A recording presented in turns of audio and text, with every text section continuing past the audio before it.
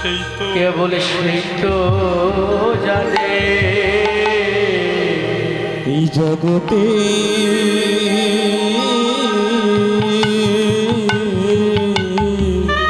জগৎ মাঝে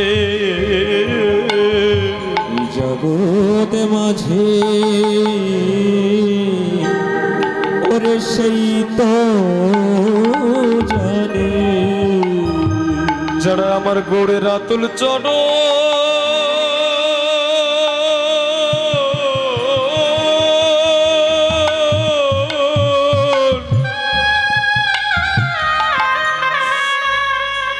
রাতুল চরণ সার করেছে এই জগৎ মাঝে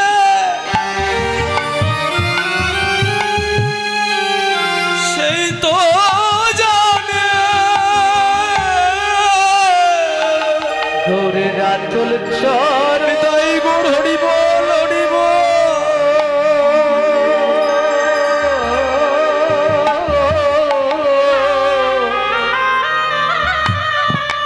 কেবল সার করেছে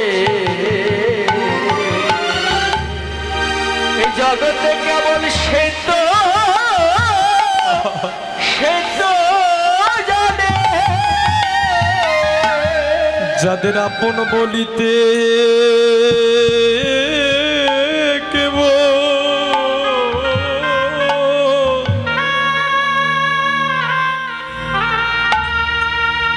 আপন বলিতে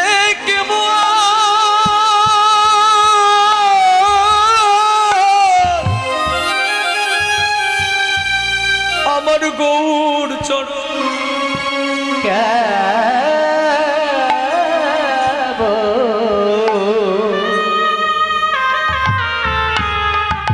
জগতে আপন বলিতে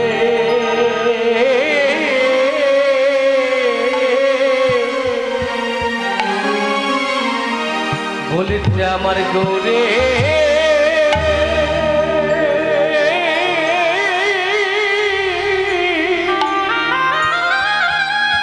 গৌরের চরণ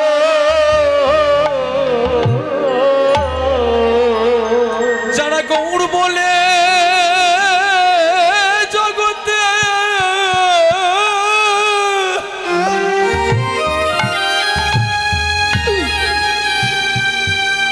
যারা গৌর বলে জগতে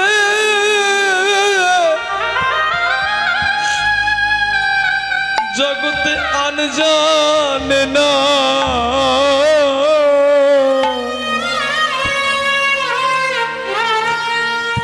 যাদের আপন বলিতে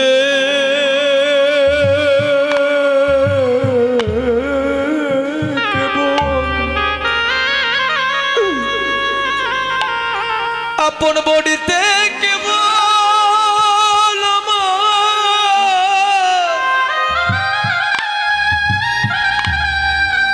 আমার গৌর চরণ ওরে আপন বলে তাই গৌর হরিবল হরিবল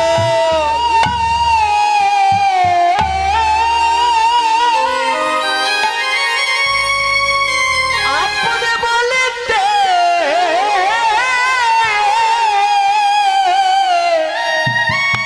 আমার গৌরী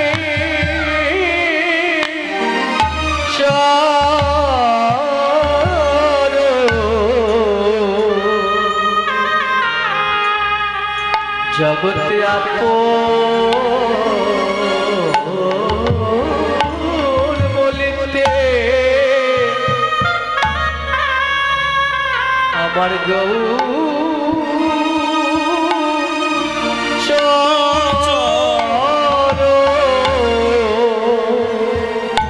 জগতে যারা আমার ওই গৌরচরণকে সার করেছে জগতে আপন বলতে শুধুমাত্র যাদের গৌরচরণ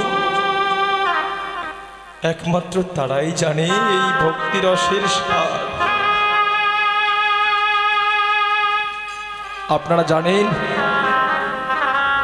যে আমাদের স্বর্গস্বামীর দুই ভাই রূপ আর সনাতন যখন সর্বপ্রথম মহাপ্রভু রামকেলিতে প্রথম দর্শন দিলেন, প্রথম দর্শনেই তারা আর থাকতে পারল না। সঙ্গে সঙ্গে রাতের অন্ধকারে রূপ গোস্বামী চলে গেলেন বৃন্দাবনে পালিয়ে।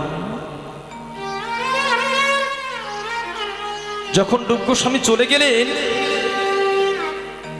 তখন হোসেন শাহ তিনি সনাতন গোস্বামীকে কারাবন্দী করে রাখলেন। শোনো, তোমার ভাই সাধু হয়ে গেছে, দরবেশ হয়ে গেছে, তাই তোমাকে আমি কারাবন্দী রাখছি। 17 মাস 19 দিন কারাভোগ করার পরে 4000 টাকা স্বর্ণমুদ্রা ওই কারারক্ষীকে ঘুষ দিয়ে তিনিও চলে গেলেন বৃন্দাবনের মাটিতে। দেখো কত কত রাজ ঐশ্বর্য ত্যাগ করছে তারা, রাজ্য বিলাস, রাজ্য সুখ, রাজ্য অধিকার ত্যাগ করলে একমাত্র গৌরের জন্য, একমাত্র গৌরের চরণের জন্য। কিন্তু আমরা সংসারী মানুষ 3-4 ঘন্টা কীর্তন শুনবো বাবা, আমরা লাভ ক্ষতির হিসাবে বসে যাই, লাভ ক্ষতির হিসাব নিয়ে বসে পড়ি। 3 ঘন্টা কীর্তন শুনলে সংসারের ক্ষতি হবে, ব্যবসা বাণিজ্যের লস হবে। তারা মন্ত্রিত্ব ত্যাগ করলেন শুধুমাত্র গৌড়ের চরণের জন্য, আর আমরা 3 ঘন্টা কীর্তন শুনতে গেলে লাভ ক্ষতির হিসাবের খাতা নিয়ে বসি। শুধু তাই নয়, ঠাকুর মশাই আরো কি বললেন জানে, ওগো গৌর গুণ রসার নবে,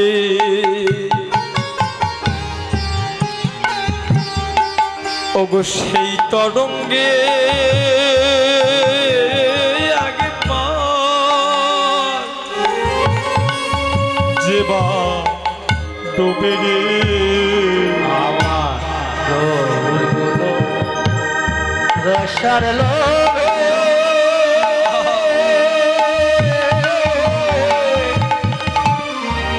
সেই তরঙ্গে চেবা ডোবে, ওগো সেই রাধা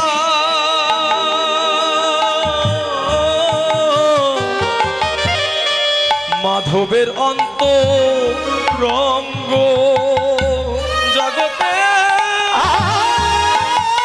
ধ্বনি নিতাই গো হরি বল হরি বল। সেই রাধা মাধবে অন্তরঙ্গ, আর সেই রাধা মাধবে অন্তরঙ্গ। এই হরিনাম, এই কৃষ্ণ নাম, এই মধুর কৃষ্ণ নাম যদি একবার কারো কর্ণে প্রবেশ করে সে উদ্ধার হয়ে যায়। হয়েছিলেন না এই হরিনামের গুণে চাপাল গোপাল উদ্ধার হলো। চাঁদ কাজী মুসলিম ঘরে জন্ম নিয়েও সে কিন্তু এই হরিনামের গুণেই উদ্ধার হয়ে গেল। কত কত জন তো কৃপা হলো এই হরিনামে। বৈষ্ণব ডেকে বললেন, জগতে সবার ভাগ্যে হলো এই হরিনামের কৃপায়। কত কত জন তো শোনা হয়ে গেল। বাবা জানেন পরশমণি চেনেন? পরশমণি, এই পরশমণির ছোঁয়ায় লোহা কিন্তু সোনা হয়ে যায়। একটা পরশমণিকে লোহাকে স্পর্শ করালে সেই লোহাটা ওই পরশমণির ছোঁয়ায় সোনা হয়ে যায়। ঠিক তেমনি এই বৈষ্ণবের চরণধূলি আমার গৌর পরশমণি তার ছোঁয়া যদি একবার কেউ পায়, তার ওই কামনা বাসনার দেহটাও সোনা হয়ে যায়। কেননা মানবের দেহ বাবা কামনা বাসনার দেহ। কত কত কামনা নিয়ে বসে আছি, এখনো কামনা বাসনা নিয়ে বসে আছি। একতলা বাড়ি করেছি, কবে দোতলা করব। একটা গাড়ি কিনেছি, কবে আরেকটা গাড়ি কিনবো।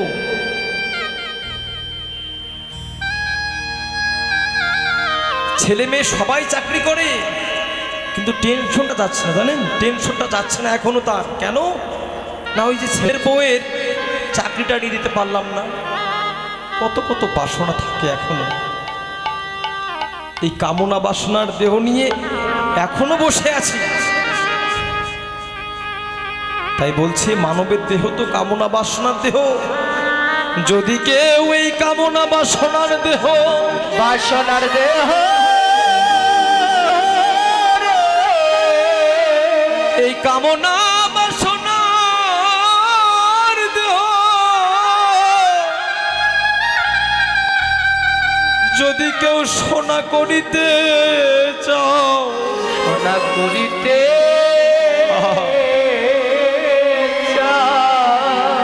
তোমরা ছুটে যাও সেই সাধুগুরু বৈষ্ণবের বাজারে। ওই বৈষ্ণবের বাজারে গিয়ে তোমরা কি করবে জানো? আগে বৈষ্ণবের চরণ ধুলি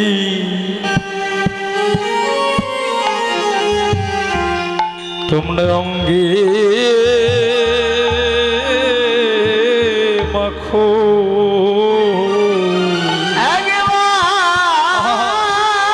হরি বল, হরি বল।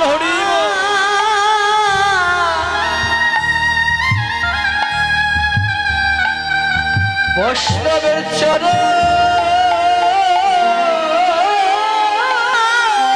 ধুলি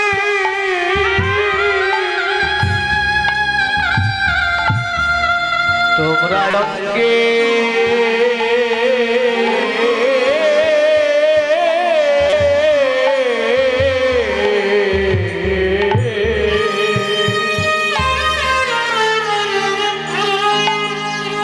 অঙ্গে মাখো।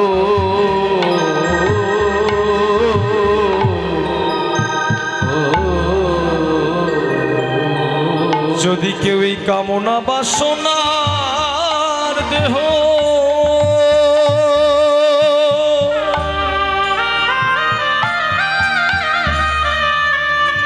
এই কামনা বাসনার দেহ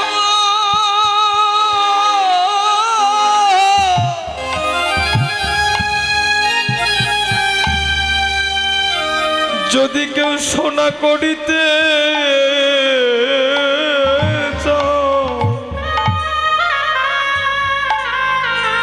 একবার বৈষ্ণব চরণ